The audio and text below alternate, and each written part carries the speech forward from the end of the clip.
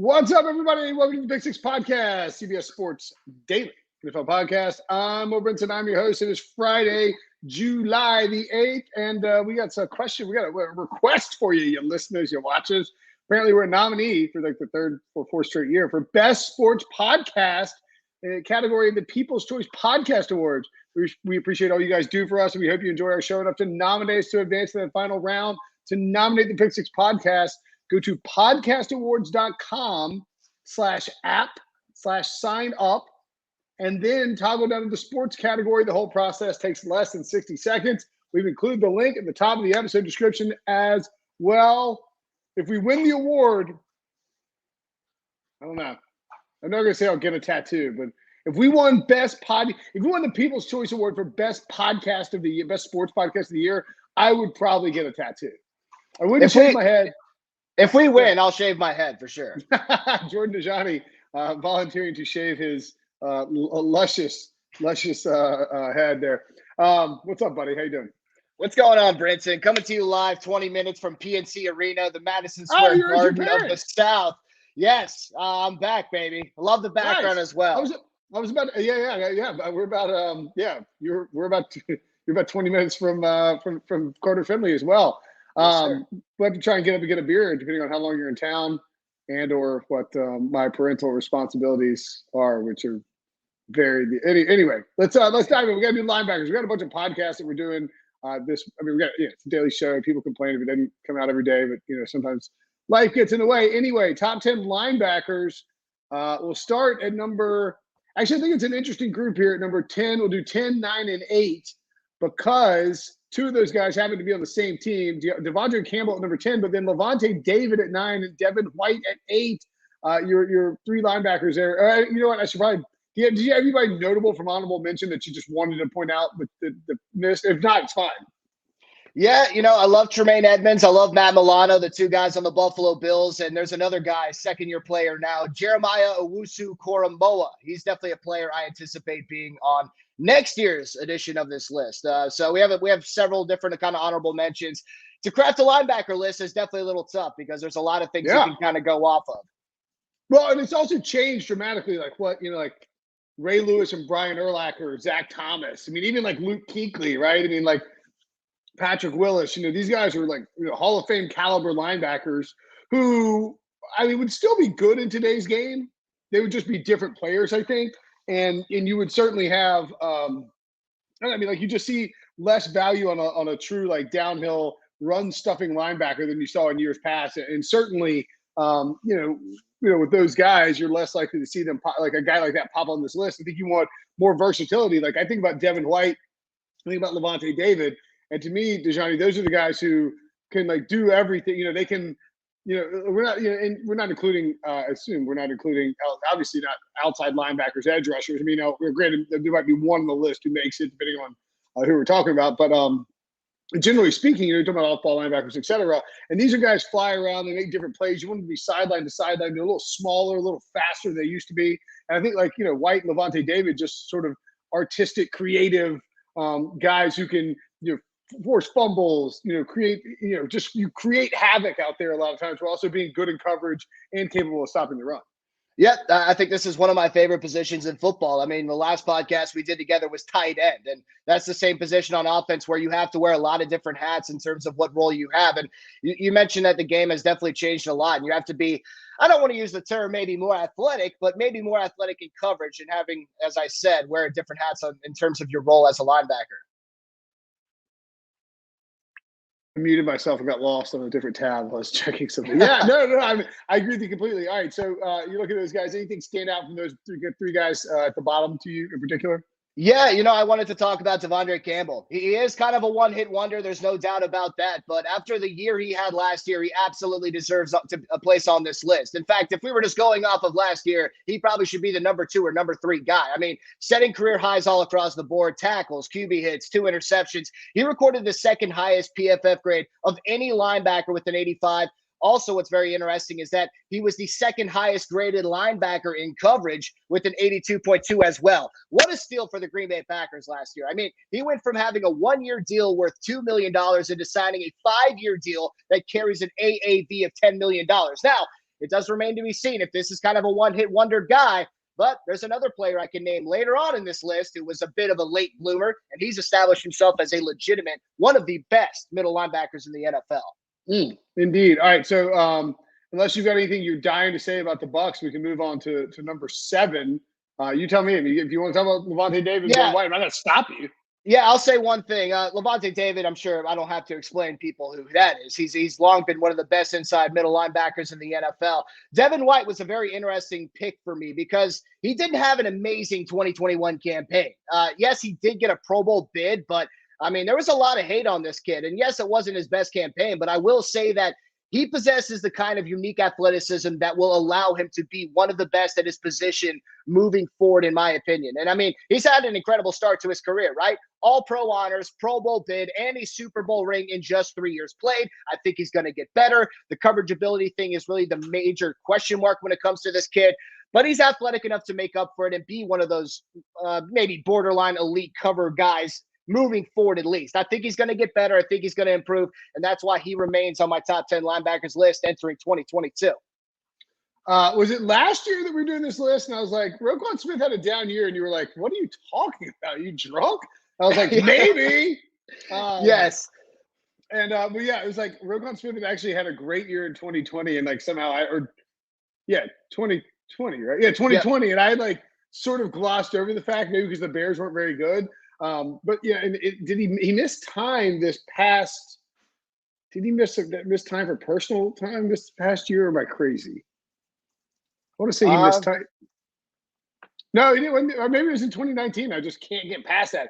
All right, yeah, never mind. Roquan Smith had another great year. I mean, I wasn't going to suggest he had a bad year. I knew, in fact, I bet on him to win Defensive Player of the Year based on the fact that I was an idiot who didn't realize it and thought that he was going to have another good year, and he did have a very good year. You know, it feels like he's been around forever because he was a very early pick, but he was only 21, I think, when he got drafted, maybe even 20, 8th overall in the 2018 NFL draft. And it's sort of kind of blossomed these last 2 years. And I think, Dajani, there's a chance that we could see Roquan Smith be the biggest beneficiary of Matt Eberflus coming to Chicago, because you saw Darius Leonard just put together an incredible start to his career. No, I'm not saying that Darius Leonard, it's not like he's only good because of coaching, but that position is what Eberflus, I think, really his defense really sets up. I think there's a chance that Roquan Smith, maybe the Bears have to win 8 or 9 games for him to be in the conversation for Defensive Player of the Year, but I think he can get involved.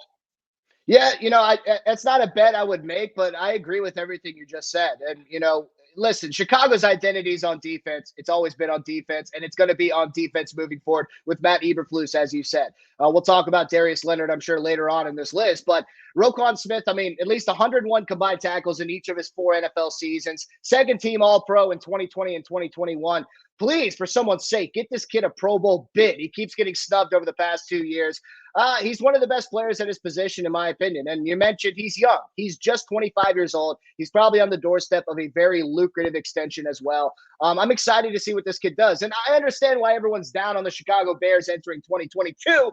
But at the same time, I think this defense could maybe be improved. I get that they lost Akeem Hicks and Khalil Mack. I get that. But they made some additions in the secondary, which I think are going to help in a big way. And as you mentioned, I like Eberflus's defensive mind. Roquan Smith could be set for a true career year. Yeah, I think it could definitely improve. I don't know that it's like they're going to magically be a lot better without Hicks and Mack. I mean, they're setting themselves up for cap stuff.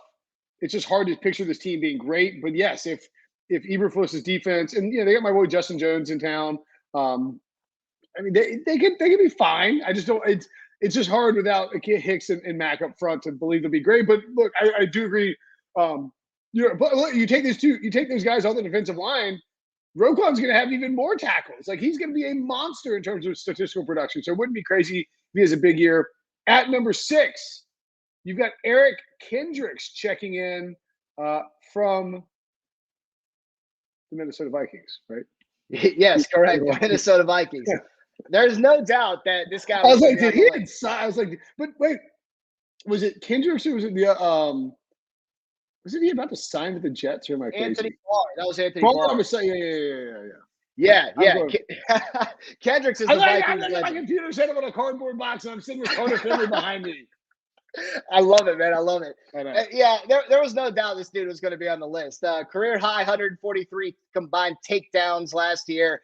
He's another well-rounded linebacker, which is what I'm really looking for when I'm crafting this list.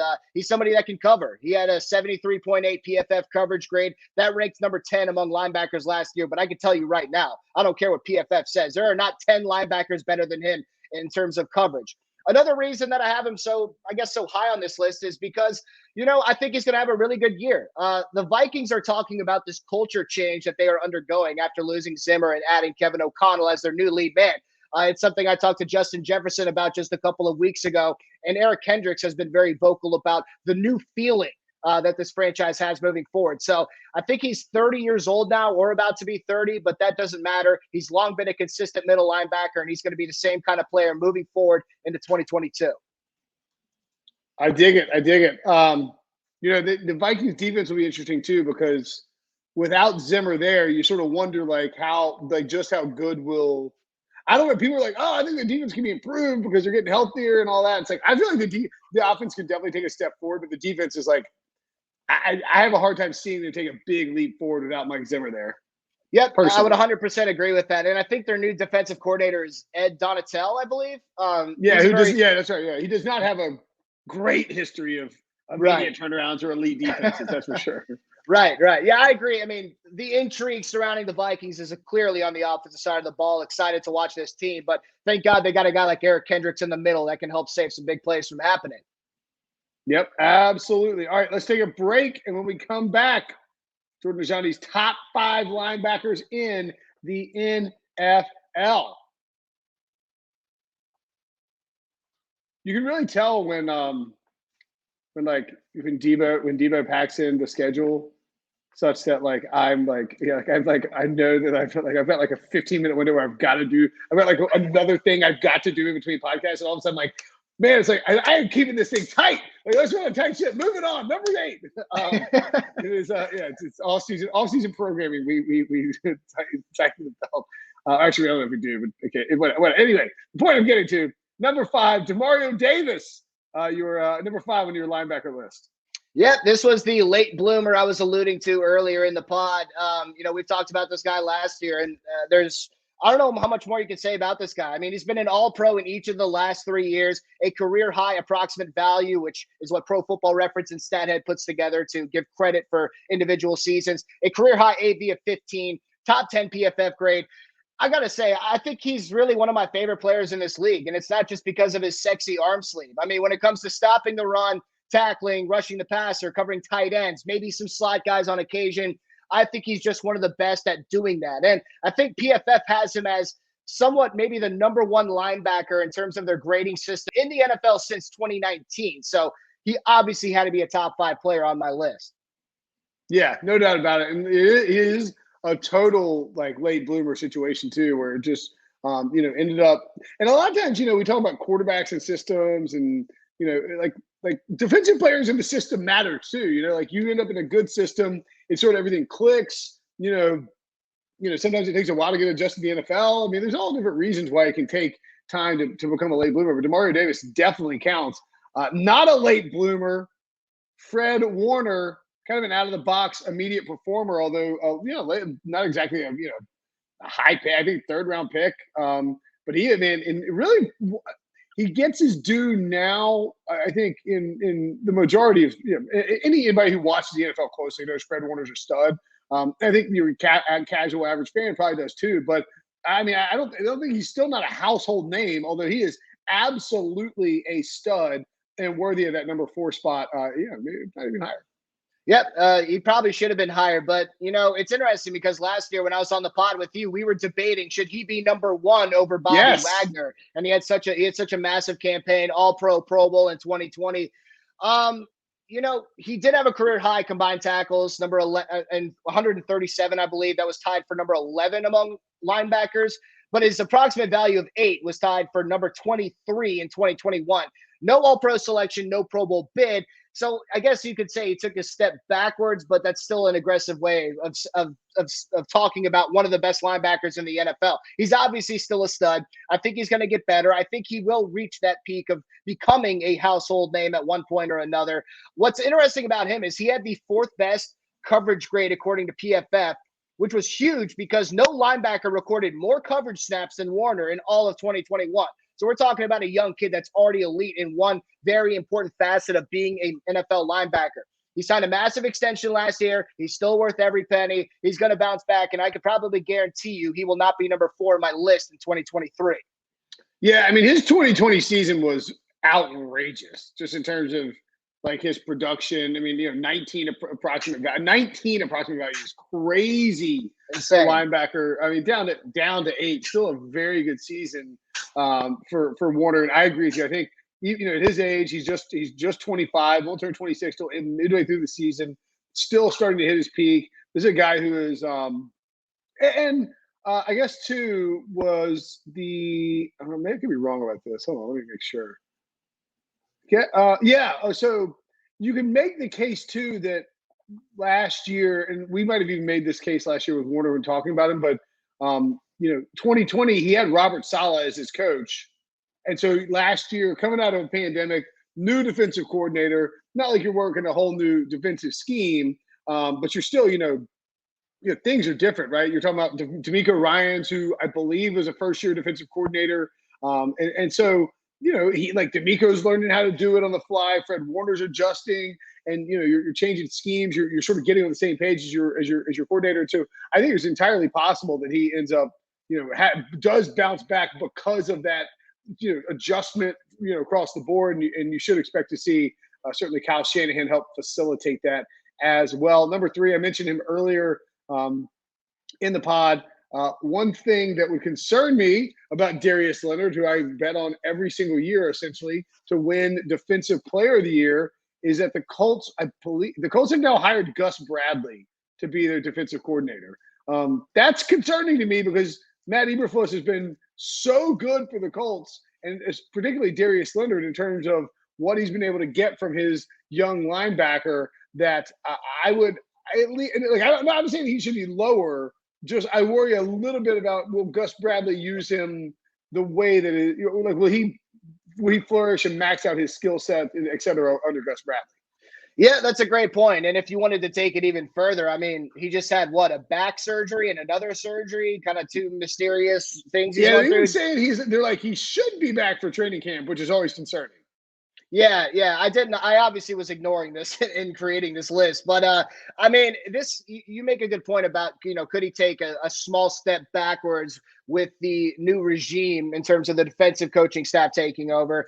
But at the same time, this is a guy who I think has achieved a little bit more than Fred Warner has during his first few years in the league. I truly do think that Darius Leonard is one of the best players in the NFL. He led the league with 8 forced fumbles last year. He looked like me punching the ball loose against my 8-year-old cousins in the backyard on Thanksgiving. I think what really stood out to me this past year was him also stopping the run. I mean, we've talked a lot about coverage on this pod, but Leonard's 91.1 PFF run defense grade was second among all defenders in 2021, not just linebackers, all defenders. So this is a guy who can really do it all. He even shines sometimes in coverage, although it's not necessarily his forte. But I truly do believe he's one of the best linebackers in the NFL, or one of the best players in the league. And that's why I have him at number 3 on my list. Look, you won't hear me complaining about Darius Leonard on the list. Again, like the surgeries and the injuries are definitely a concern like that. Like it does worry me. And the Gus Bradley thing, I think is legit. Like, I'm not going to discount the fact that Gus Bradley, like anybody who's been a fan of a team that Gus Bradley is coaching in the DC for in recent years will tell you that it's like he just doesn't adjust very well. Like, if teams offenses going at like halftime, they know what to look for to light up a Gus Bradley defense. So that would be my one bigger concern. The injuries too are worrisome, especially if he's not ready to start. But like, let's say even if you get 12 to 15 games out of Darius Leonard, you're still going to get a monster season. His lowest approximate value in his career is 12 for a season, which is wild. And he only played 13 games that season. Like, he has been an first team All-Pro 3 out of 4 years, made the All-Pro team all 4 years, missed the Pro Bowl his rookie season, but was the AP Defensive Rookie of the Year. That happens weirdly all the time. He's a tackle machine, forces fumbles, intercepts the ball. All of it, he's like as a ball hawk for like scoring when he gets the ball. And it's just just all over the place. He's a stupendous player. Love me some Darius Leonard. Number 2, a grizzled veteran changing teams in the NFC West, future Hall of Famer, and one-time MVP vote getter.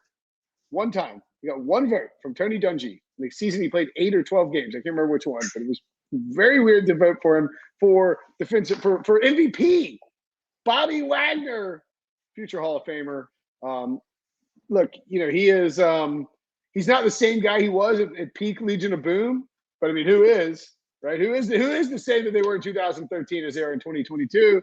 He is still a great player, and I think you see him with I don't want to say a bounce back season, but like a very motivated season for the Rams this year, trying to get another Super Bowl ring, trying to help them win back to back, and knowing that he can really be a leader for that defense and kind of fill the and I know they don't play the same position, obviously, but fill the Von Miller void where you come in and be that leader, be that vocal guy who takes over and helps the Rams defense play like at an elite level. When it comes to Bobby Wagner, his resume is already solidified, future Pro Football Hall of Famer, as you mentioned. But if someone was crafting this list and they wanted to drop him even further than 2, I have a major problem with that. He took a small step backwards in 2021. But as I wrote, it's funny how taking a small step backwards for Wagner is being a second-team All-Pro, a Pro Bowler, and setting a career high in tackles even while missing a game. I mean, his 170 combined takedowns ranked 3rd among linebackers this past season. In 10 seasons, he's been named an All-Pro 8 times, made the Pro Bowl 8 times, led the NFL in tackles twice, and as you mentioned, a one-time MVP, one vote getter. So Bobby Wagner, and the other part about this is for him being number 2 on my list, maybe he would have dropped to number 3 if he was still with Seattle. But this is also kind of a projection moving forward. I think he could find himself rejuvenated a little bit in one of the best defenses in the NFL and joining up with the Los Angeles Rams. This was a team that didn't have a great inside linebacking core last year, still made the Super Bowl. If you inject Bobby Wagner into that lineup, I think that gives you a great chance for your defense to once again be one of the more elite units in the NFL. Yeah, no doubt about it. And look, you can expect 2 big games against the Seahawks for Bobby Wagner, a big-time revenge spot. At number 1, very interesting here. So, did you have to battle with whoever did edge rushers to see who gets to rank Micah Parsons? Did both people rank him? Did Patrick Walker attempt to just do a list of best Cowboys and name Micah Parsons 1 through 10? How did this work when you guys were doing the list? Because Micah Parsons definitely drafted as a linebacker, but then the Cowboys and Daniel Jeremiah of NFL Media had talked about this before. He's like, this guy can play, doesn't have to be a true linebacker. He could be an edge player. And he came in and he played all over the place for the Cowboys, an easy choice for Defensive Rookie of the Year. And frankly, just an elite player out of the gate who you feel like his upside is almost uncapped given how well he played, Jordan, for the Cowboys in 2021. Yeah, absolutely. I mean, yeah, there was definitely a conversation about where he was going to be included in our position ranks. But I basically told Jeff Kerr, hey, man, I'm including him in linebackers, okay? Because the really big thing that he kind of came down to was, yeah, I think he played, 40% of his snaps as an edge rusher. That's not even half. And it's also because of injury, he had to step in. He had to wear a different hat on defense, and he was insanely successful in doing so. NFL Defensive Rookie of the Year, first team All-Pro, Pro Bowler, number 1 linebacker in PFF, pass rushing grade of 93, which is absurdly elite. Here's another thing. Yes, he only played 60% of his snaps as a true kind of inside, maybe off-ball linebacker. A lot of people were talking about his coverage ability or inability coming out of the draft into his rookie year. Well, guess what? He ranked number 12 in PFF according to his coverage grade. 0 touchdowns allowed in 284 coverage snaps. When you turn on the film, you're going to see a good linebacker that can read and react quickly, blow up screens. He's pretty good at open field tackling.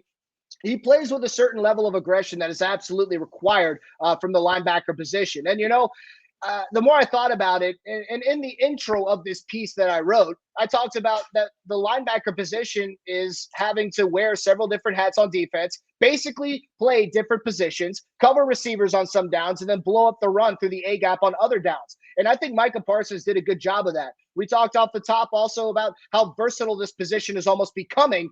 And what other kind of versatile player would you want as opposed to Micah Parsons? He brings that versatility needed. He's a dynamic duo with Dan Quinn, one of the best players coming right out of the gate. So, yeah, the more I thought about it, the more I researched it, I had no problem placing him as number one on my list after just a few games. I'm trying to look it up really quickly, and it's football. It's not football season right now, so it's harder to look at the future bets super quickly, right? But defensive player of the year at Caesars, Micah Parsons is 10-1. He is behind only Aaron Donald, T.J. Watt, and Myles Garrett. Like, that's insane. That's how well he played last year. Think about that company that he's in. These are, we have an all-time sack leader, right? You have a future Hall of Famer and 3-time Defensive Player of the Year, and you have Myles Garrett, who really is just sort of kind of bad luck over the last few years to not find his way into a Defensive Player of the Year award. And Micah Parsons, a second-year player for the Cowboys, is right there. But when you think about what they lost, Randy Gregory's gone this offseason. They bring back DeMarcus Ware on that contract, but like, they're going to need Parsons to be a bigger part of rushing off the edge. He's also going to play linebacker. He's going to drop into coverage. He's going to be all over the place. He is a very, very viable defensive player of the year, particularly if the Cowboys offense can just drag them to 10 wins and the defense does enough and Micah Parsons has a big enough impact. Like, it's not crazy at all to suggest that. So I don't have a problem with him at number one, given the way he played and given that you do steal a little bit of, like, you're going to get more pass rush. It's like Jamal Adams is a top safety, right? If you wanted to, you're getting all that edge rush presence with Micah Parsons. All right. Excellent list. We banged it out in under 30 minutes, which, means it's a very excellent list. So I can go assemble this furniture really quickly. Dajani, as always, buddy, a pleasure. Thanks for chatting. Thanks for hanging. Maybe we'll get that beer soon. And talk to you soon, buddy. Absolutely, man. Thanks so much, Brinson. All right.